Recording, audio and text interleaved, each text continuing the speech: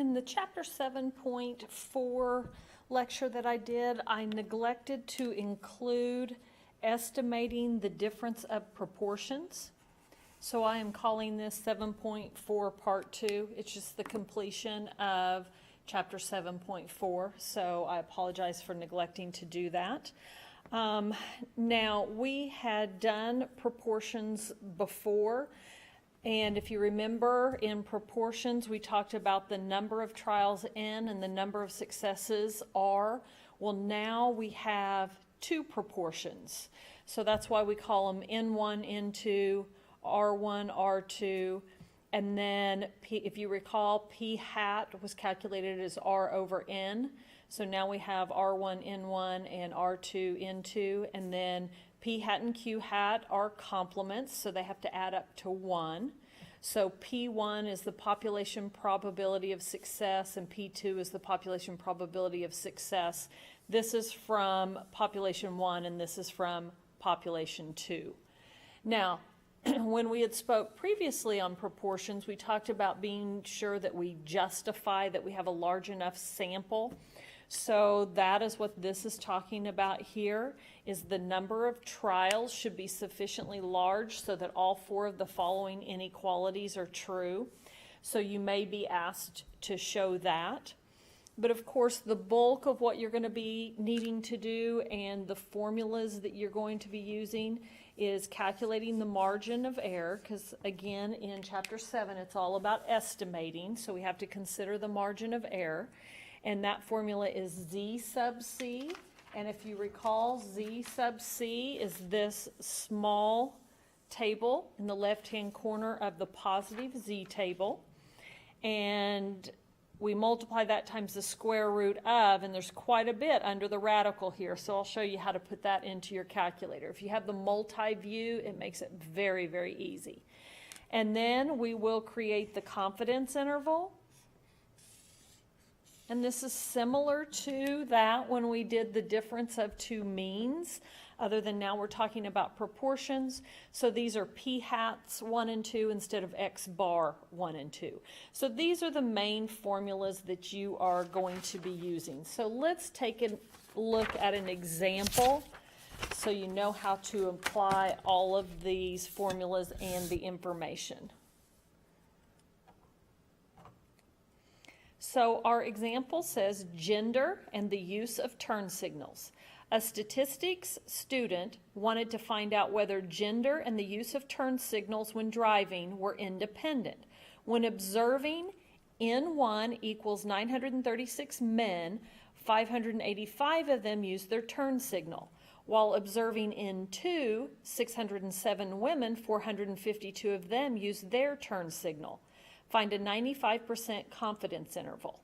All right, well, this first question says what percentage of men used turn signals and what percentage of women used them. So basically it is asking us what percentage had success. We are defining success as using the turn signal. So what this is asking me for is P hat. So we have the men. And of the men, you're given that the sample or the trials is 936 men, and it tells me that 585 of them used their signal. So using a signal is success, so we would define this as R1, 585.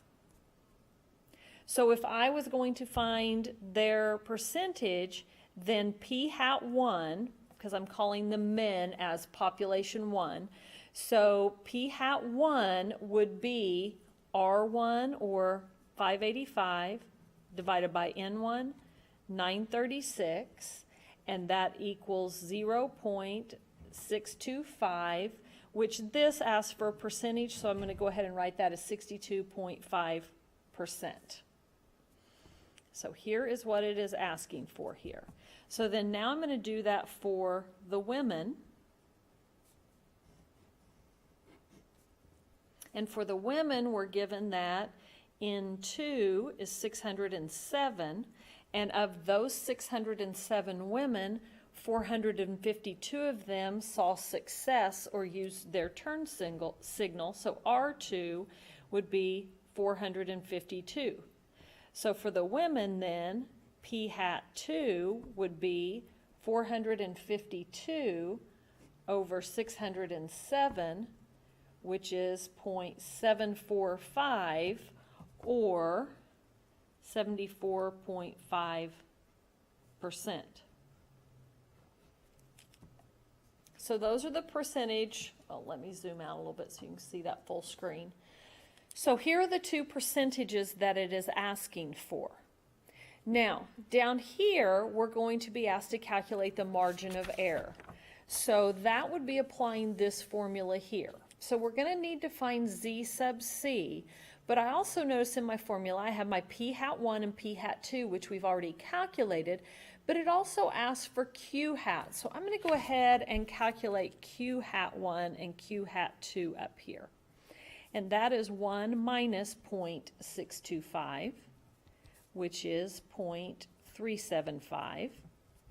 And Q hat 2 would be 1 minus 0.745, which is 0.255. And the reason again that I did that is because I'm going to need that in my calculation of my margin of error. Okay, so on my margin of error, it tells me that C, we want to be 95% confident, so I need to find Z sub C. So I'm going to go to my little table in the corner. 95%, we use 1.96. So in my calculations of the margin of error, I have 1.96 times the square root of, and then we have P hat 1, 0.625, times Q hat 1, 0.375, divided by N1, 936. Plus, there's a lot under this radical, we have P hat 2, 0.745, times Q hat 2, 0.255, divided by N2, which is 607. Now, I'm going to show you how to put all of this into your calculator and hit equals once. So, this is the multi-view. So I'm going to do 1.96 radical, and then what's nice is in the multi-view there is a fraction button. If you'll see this N over D, I'm going to push that and I can create a fraction. So on the top I have 0.625 times 0.375, and I'm going to down arrow to the denominator, which is 936, and then I'm going to right arrow to get out from that fraction. Now I'm going to put in the plus, and now I need another fraction, so I'm going to hit the fraction button, and we have 0.745 times 0.255, and then I'm going to down arrow for that denominator of 607. I'm going to right arrow to get off of that fraction, but I'm still under the radical, so I'm going to right arrow again and hit equals. And so I get approximately, I'm going to put 0.047.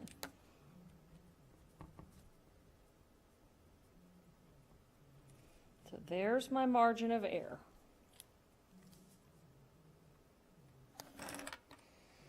Now that allows me to create my confidence interval. So the confidence interval is P hat 1, 0.625, minus P hat 2, 0.745, minus the margin of error, 0.047, and this is P1 minus P2. These are not P hats. This is the population proportion, and that's what we're estimating. These are your P hats because they came from your sample. And then we have 0.625 minus 0.745 plus the margin of error. Now, if you do that calculation, if you subtract these minus the margin of error, you get negative 0.167, and over here you get negative 0.073. But just like when we were estimating the difference of two means, the conclusion is different. I'm not interested in these numbers, I'm just interested in knowing if they're positive or negative numbers. So this is a negative number, and this is a negative number, and if you recall, if I do this subtraction and I only get a negative answer, that tells me that P2 is larger. So that tells me the probability or the proportion or the percentage from P2 is larger. So I look up here and P2 went to the women.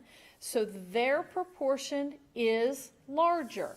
So in my conclusion, I am 95% confident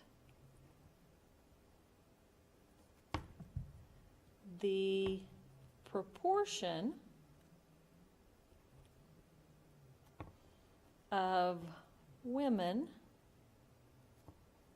using their turn signals is higher than the men. And that would be your conclusion. So now that completes chapter 7.4.